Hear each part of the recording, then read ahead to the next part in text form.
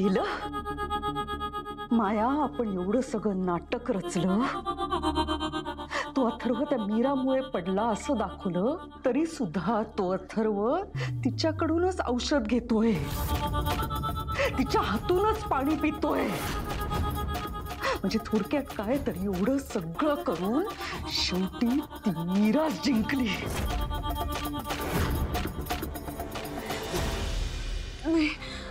मग आपण काय करायचं? त्या मीराने जर का त्या अथर्वच्या मनात घर केलं ना, तर सगळं संपेल माया। मग आपल्याला काहीच करता येणार नाही। मग मग मग काय प्लॅन आहे? 4 दिवसानंतर अंबिका आणि अथर्वची अॅनिव्हर्सरी आहे। आपल्याला असं काहीतरी करावं लागेल की अथर्वला अंबिकाची आठवण येईल। जुन्या जखमेवरची खपली काढली की रक्त पुन्हा वाहू लागतं। मग त्या मीराने त्या जखमेवर किती फुंकर मारली तरी त्याचा काही उपयोग होणार नाही।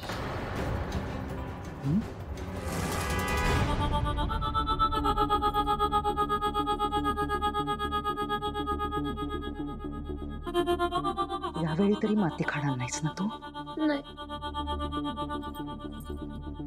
गुटकार नो, अगं वहिनी, मी पाहिलंय वेदा आणि दादाचा खूप छान बॉन्ड होता। तुला माहितीये का, ते दोघं मिळून अंबिका वहिनीला खूप त्रास द्यायचे, तिच्या खोडा काढायचे। वेदाचं खरंच खूप प्रेम आहे तिच्या बाबांवर। ताई, ते दोघांच्याही डोळ्यात दिसतं। अगं दिसणारच। तुला माहितीये का, असे काही स्पेशल इव्हेंट्स असले ना, म्हणजे अथर्व दादाचा बर्थडे, अंबिका वहिनीचा बर्थडे किंवा त्यांची अॅनिव्हर्सरी, तर तिघं एवढं एन्जॉय करायचे ना। स्पेशली वेदा, दोघांची जरी अॅनिव्हर्सरी असली ना तरी वेदा खूप एन्जॉय करायची। तिच्यासाठी तो दिवस खूप स्पेशल होता। तुला माहितीये, ते देवळात जायचे, अन्नदान करायचे। पण अंबिका वहिनी गेल्यापासून सगळंच बदललंय। 4 दिवसात त्यांची अॅनिव्हर्सरी आहे।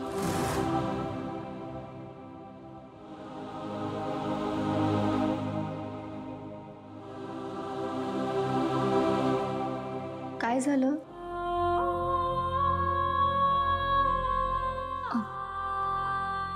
काही नाही।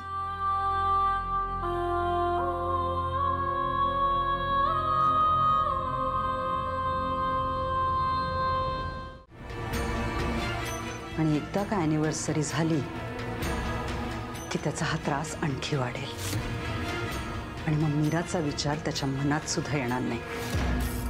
ही आग सतत अथर्वच्या मनात पेटत राहिली पाहिजे। मग मीरा कितीही चांगली वागली तरी त्याचा परिणाम अथर्ववरती होणार नाही। Done madam. वहिनी, त्या मीराने आपल्याला सगळ्यांना हॉलमध्ये बाहेर बोलवलंय। कशाला? माहित नाही, तिला बहुतेक काहीतरी बोलायचंय। मला तिचं काही एक ऐकायचं नाही। नाही नाही, पण वहिनी, तिच्या डोक्यात काय चाललंय हे आपल्याला कळायला नको का? त्याच्यासाठी तरी सगळ्यांना जावं लागेल। चला। तुम्ही दोघी व्हा पुढे आणि काय म्हणते ते बघा। बर, चल।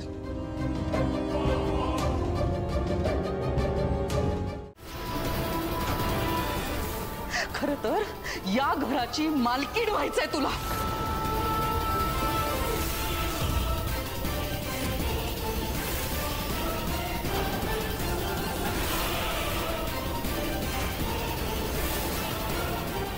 माझ्या मनात असं काहीच नाहीये। मीरा, तुझ्या मनात काय चाललंय हे जर का मला आधीच कळलं असतं ना, तर ही वेळच आली नसती।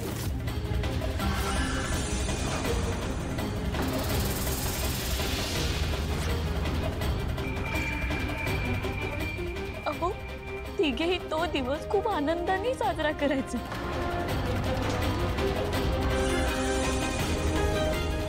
तो आनंद त्यांच्या आयुष्यात पुन्हा यावा इतकंच वाटलं मला।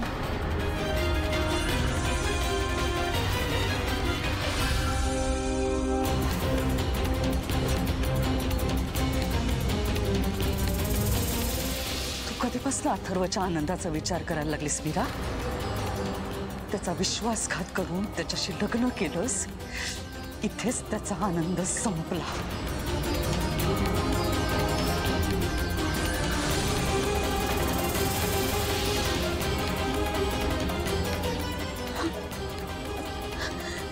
वेदाचे बाबा,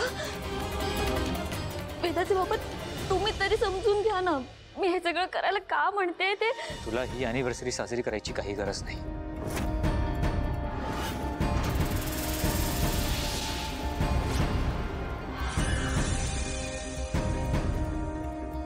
आणि माझ्या आणि अंबिकासाठी काय करावं काय नाही करावं ह्याचा विचार करण्याचा अधिकार नाही तुला.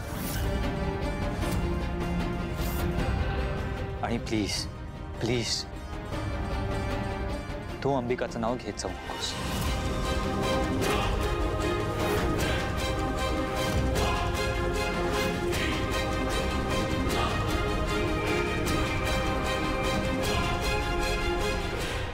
वेदाचे बाबा, माझं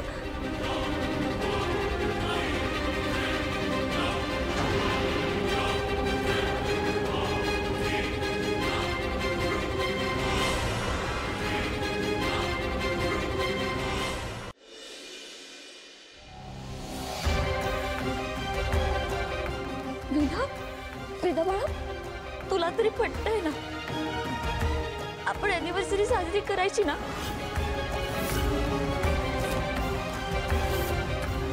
नाही करायची. मी नाही ऐकणार तुझं.